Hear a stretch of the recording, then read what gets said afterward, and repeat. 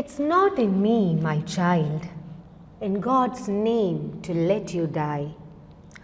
With the last drop of my ebbing strength, strength of body, mind and soul, for your life I'll fight and keep faith. You must survive, and survive you shall. The firstborn of the dispossessed, the giver of life will water give. For God is life, and life water. The giver of life will water give. For God is life, and life water. Hello everyone. In today's session, we are going to discuss a powerful piece of writing about a woman which will speak to us about the value of water. This piece of writing that we will discuss today, Hagar, a story of woman and water, is an extract from one of Sarah Joseph's popular novels, Gift in Green, which is the translation of her novel written in Malayalam titled Adi. Adi was translated to English as Gift in Green by Reverend Wilson Tambu. So the excerpt is taken from Sarah Joseph's popular novel Gift in Green, which is the translation of Adi.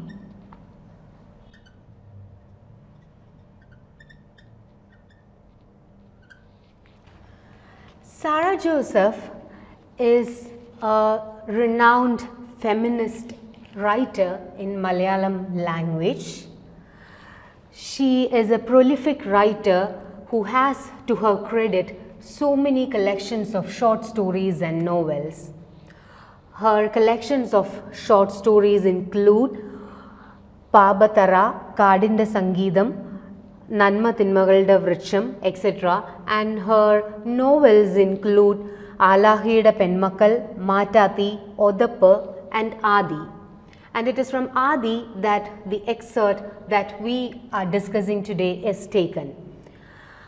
She was appreciated with so many awards like the Kerala Sahitya Academy Award, the Kendra Sahitya Academy Award and the Vailar Award.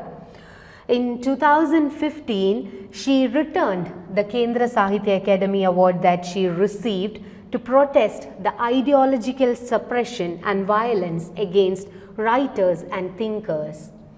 We have already discussed Rushdie's and Toni Morrison's views on suppressing writers and on censorship. So Sarah Joseph as a writer is also objecting to certain policies of the government and the suppression faced by the authors by returning a prestigious award that she received. And this particular extract that we are discussing today is taken from the second chapter of Adi. Before discussing the text, we need to know who Hagar is.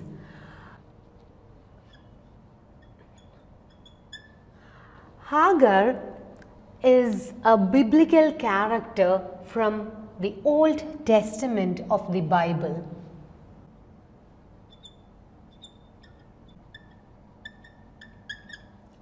She was the Egyptian handmaid of Sarah, the wife of Abraham, the Jewish patriarch.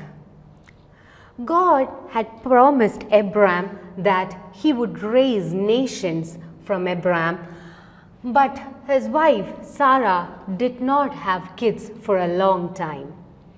So Sarah offered her maid Hagar as a second wife to Abraham, and Ishmael was born as the son of Hagar and Abraham.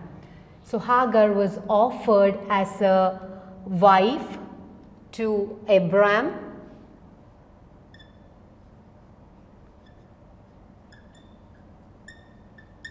and they have a son together. Ishmael. After the birth of Ishmael, eventually Sarah gets pregnant and conflicts or tensions arose between Hagar and Sarah. And Abraham decided to abandon Hagar and the young baby Ishmael in a desert. It is widely believed that Muslims have descended from Ishmael, and Hagar is held in high esteem by the Islamic community. This story of Hagar from the Bible is very skillfully interwoven into her novel Adi to communicate, to speak about the value of water. So when our excerpt begins, we have Hagar, Abram and Ishmael, and Abram is asking Hagar to pack their bags and to be prepared for a travel. Hagar, the mother of Ishmael, that day waking her and her son earlier than usual, her husband thrust into her hands a few loaves of bread, a small quantity of dates and a goatskin full of water. Follow me, take your son too. He mounted his camel, he stepped out, walked ahead and led them into the wilderness where the mountains were bare and the landscape bore thorns and thistles. A sandstorm raged continually. Leaving them there, he turned and began to walk away. So we are beginning with this episode where Abram is abandoning Hagar and her infant son Ishmael in the desert. She was not given any notice, she was not informed before that she will be abandoned or she will be left alone. One fine morning, Abraham is waking Hagar up and is telling her to be prepared for a journey. And what they have with them is a very small quantity of food, in fact a very small quantity of dates and just some water. And he is leaving them behind in the desert and he is coming back. So Hagar is totally puzzled. She is not aware of his intentions. He is not sure about what to do with her infant in the desert. So she is asking so many questions to Abraham. Are you leaving me here forever? Why do you abandon your child and me in this terrible lonely wilderness? Yet Abraham did not stop. Though Hagar was very upset and she was following him with her questions, Abraham did not stop. He was decided to abandon, he had decided to abandon them in the desert. And Hagar is not even sure about the mistake that she has committed for facing such a punishment, for being left alone in the desert. What wrong have I done? Tell me that at least. Don't I have a right to know? Hagar screamed after him but received no reply. She could only see his robe fluttering in the desert wind and him going away. So she was heartbroken and she lay there prostrate. All that she had there in the desert was a few dates and a half full water skin.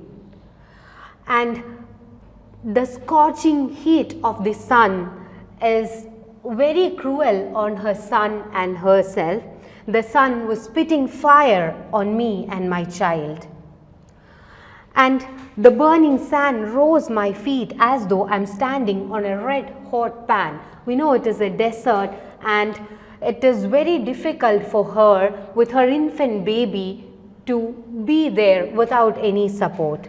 Her final resort is God, and she is asking questions to Abraham. Did your God order you to do this? Because she knew that Abraham is a faithful servant of God. He will not do anything against the will of God. So Hagar is asking this question to Abraham. Did your God order you to do this? So Abraham, though he did not answer to any of the previous questions posed by Hagar. He is giving an answer to this particular question, and he is answering, yes, this is the will of God. So Hagar is totally confused, she is totally distressed. She says, the God who led me to your bed and willed the river of life to flow, won't you for life's sake to that God listen? Or was the will of God to you then as now an alibi and little else for your impotence as a man? It is very difficult for her to believe that the God who brought them together and the God who gave them a child together has given consent to Abraham for abandoning her in the desert. For her, God is a person who will support everyone, who will help everyone, and to leave her and her infant son in the desert totally helpless cannot be the will of God, is what she believes. So she is blaming Abraham for taking God for support in the cruel decision that he has taken. She was unhappy and angry towards Abraham for leaving her in the desert. She could not believe that it is God's will for her to be abandoned there. After Abraham left, she clasped her baby to her bosom. She had to hide herself and her baby from the sandstorm, so she sank to the ground, nestling her baby under her.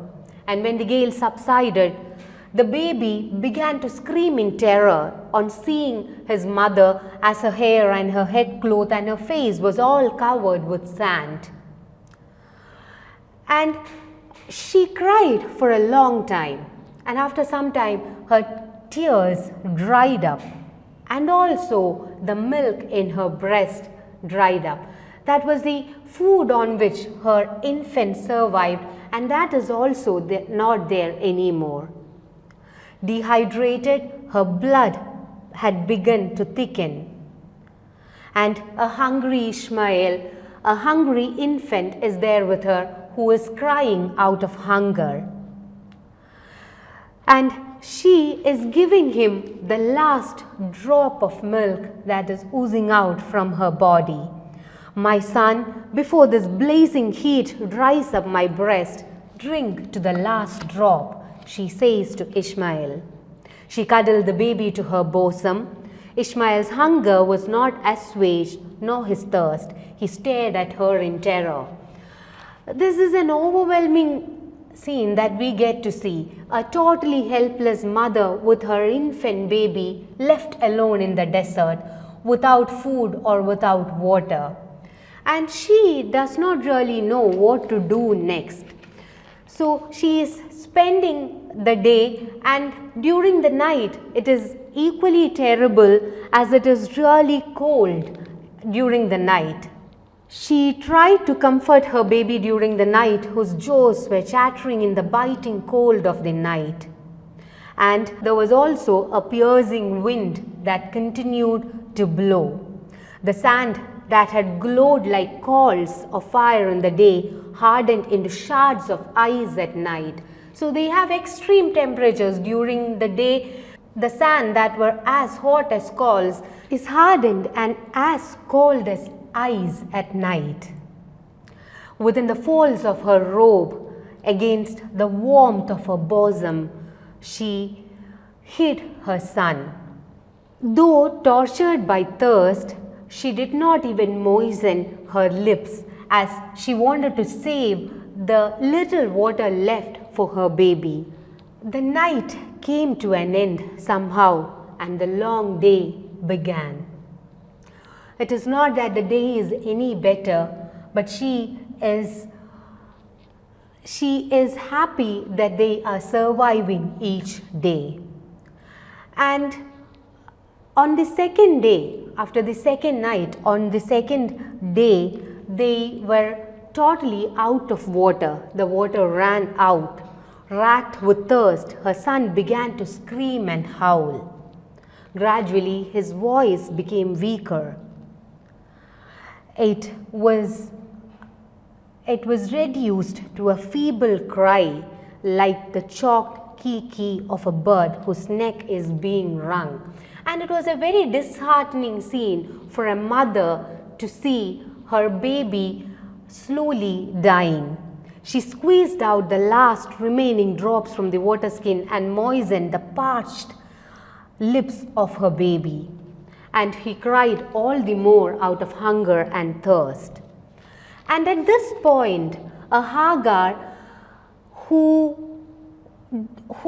tried to survive, who tried to save all the resources that were with her for her son, is losing her hope. She started thinking about their death. The saddest part is that the mother in her could not choose a death for herself first. She thought of it, if she dies first, the vultures eating her dead body might attack her son. And he would be attacked by animals and he would have to go through a terrible death. So she did not want that. Neither did she want to bury her son in the sand. So here we have a woman who has lost hope, yet she is clinging on to God. An ardent believer of God, Hagar's last ray of hope is God. So she is thinking about their death and she says, no, it could not be. There had to be something far greater. She's trusting God. Hagar got up. The God of the one who disowned was also the God of the one disowned. She strongly believed that if Abraham decided to disown them in this desert, the same God of Abraham will protect the disowned Hagar in this desert. She had to seek and find the wellspring of life. Here we get to see a resilient Hagar who is not ready to give up. She was very upset. She lost all her hope, but the faith in God is helping her to move forward. She is resilient and she wants to find the wellspring of life that will survive her and her son. She began to wander about, struggling against the creeping hopelessness that tormented her. She is fighting against this feeling of hopelessness in her mind. She does not want to give up. She wants to find a source that can survive them. She crawled up and down the dunes, collapsing to the ground every now and then. She is quite exhausted. And she pleaded to the sun, but the sun blazed mercilessly. And this is when she says, "In truth, my child, a woman it was who cast you into the plastic will of your father's enigmatic God. That God now wills, he says, to discard you to a dusty death in this waterless wilderness. As a woman, it is not in me, my child, in God's name to let you die. With the last drop of my ebbing strength of my body, mind and soul, for your life I'll fight and keep faith. You must survive, and survive you shall. The firstborn of the dispossessed, the giver of life, will water give, for life, for God is life, and life water." So she is saying this when she is searching for water in the desert. She says that it was Sarah's and Abraham's cruel plan to abandon her in the desert, and she says that though they claim it to be God's will to discard Ishmael and Hagar to a dusty death in the waterless wilderness, that is the desert, she is not ready to succumb to that fate. She believes that God will help them survive. She cannot let her son die. She says that with the last drop of her ebbing strength, with the last drop of her life, she will fight. She will fight till the end to keep her son alive. and she strongly believes that the giver of life, that is God, will give them water. And the final line of this narration by her, for God is life and life water. She believes that the God who created them will give them water, the water that will help them to survive, the water that will help them sustain. And at this moment, she heard someone calling her name. She couldn't see anyone, but she saw, as in a dream, a bird, a mysterious bird near the bush, flailing the ground with its wings. And Hagar stood transfixed as a spring gushed forth from the earth like water squirting from the eyes of a pierced coconut. Hagar could hear someone calling out her name, and when she looked, she found a mysterious bird who was flailing the ground with its wings. And after some time, water gushed forth from the earth. There is a spring that Hagar could see in front of her. She stood and watched the bird drinking the water ravenously, dipping again and again into the pool around the spring and juddering its wings in joyful celebration. In a flash, Hagar ran back screaming. She was so happy to find out the spring that could help her survive. She scooped up her son, flew to the spring and immersed her son in the water because she knew that this water could help him to survive. Trembling, she poured a palmful into his mouth and immersed him in the pool again and again.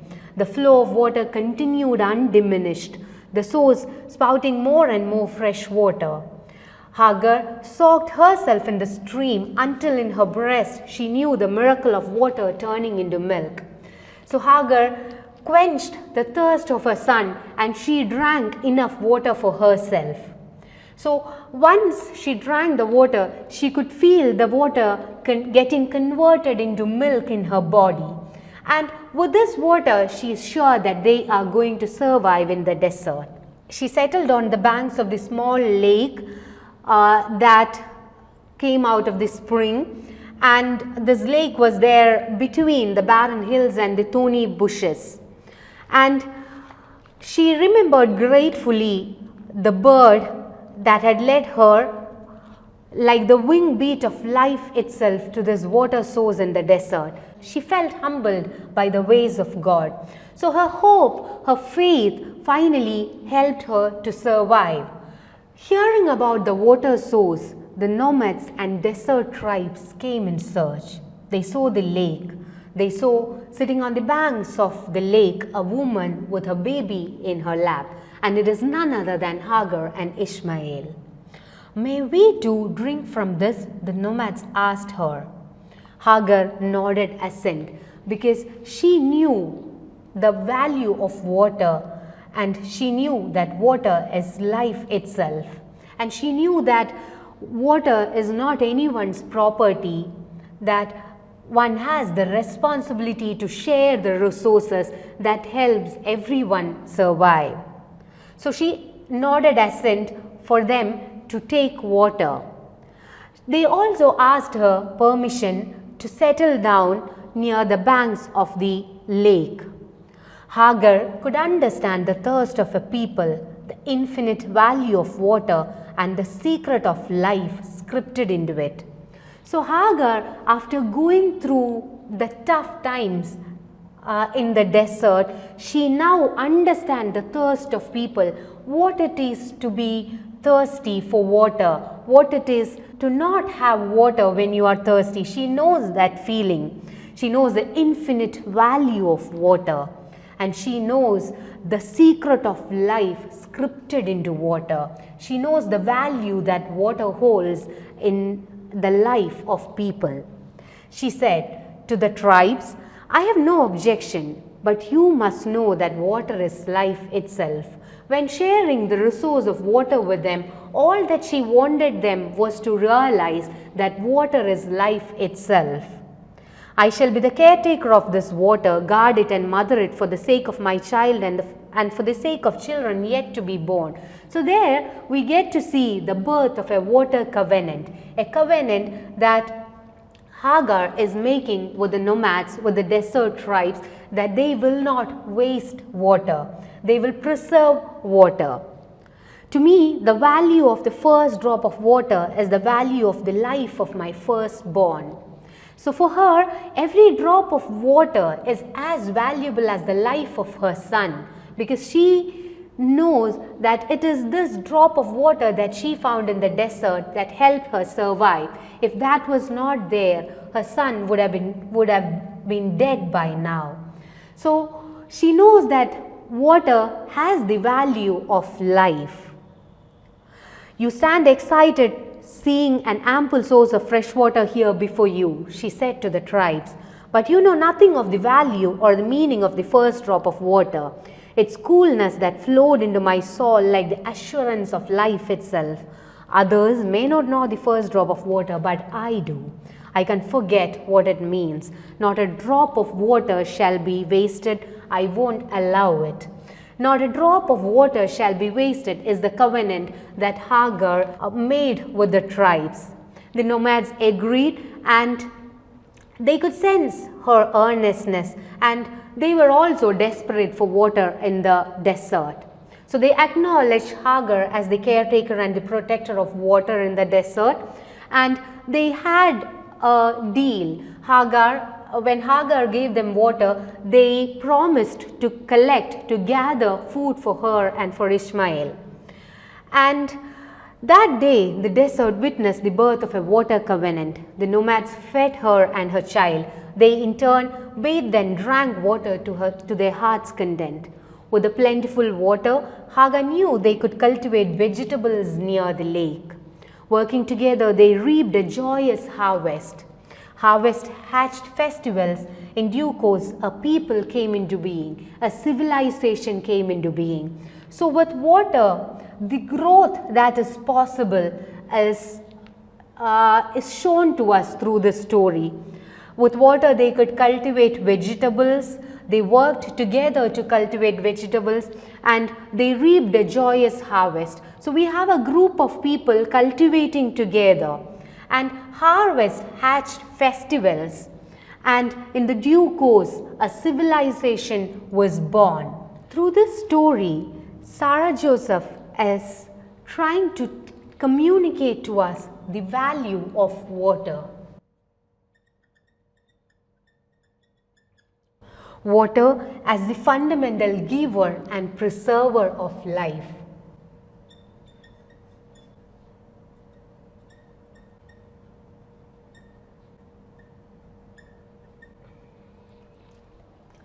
We live in an era when we take the resources of nature, the gift of water, for granted.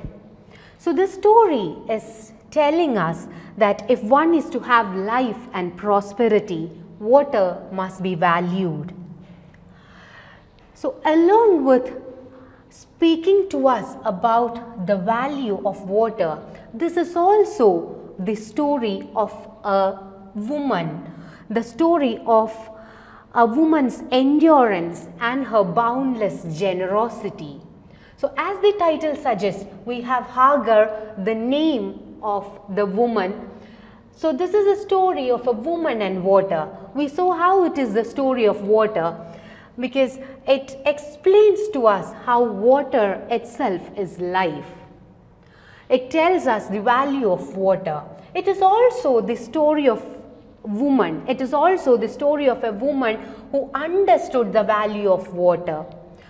It is also a story of a resilient woman who did not give up till she found water, who resorted to God for strength till she found water. She was resilient enough not to give up.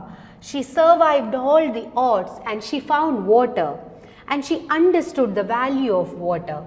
So once she understood the value of water, she was generous enough to share it with others.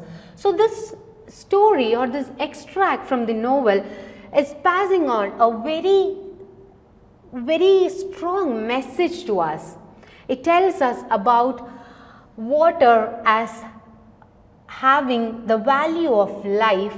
It also tells us that even though water is so invaluable and so precious, not one person has the authority over it. All the nature's resources are supposed to be shared, and that is when it becomes all the more useful and beautiful.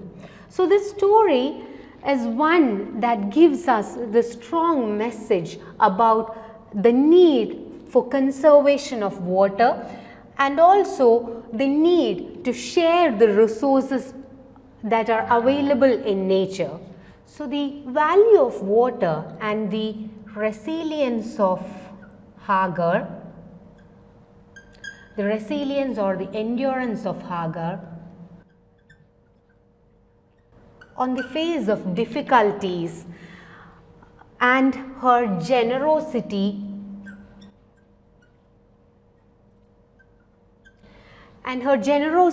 in sharing the resources that she found are the important messages that Sarah Joseph is trying to communicate to us readers through the story. Let us realize once again, the giver of water will water give, for God is life and life water.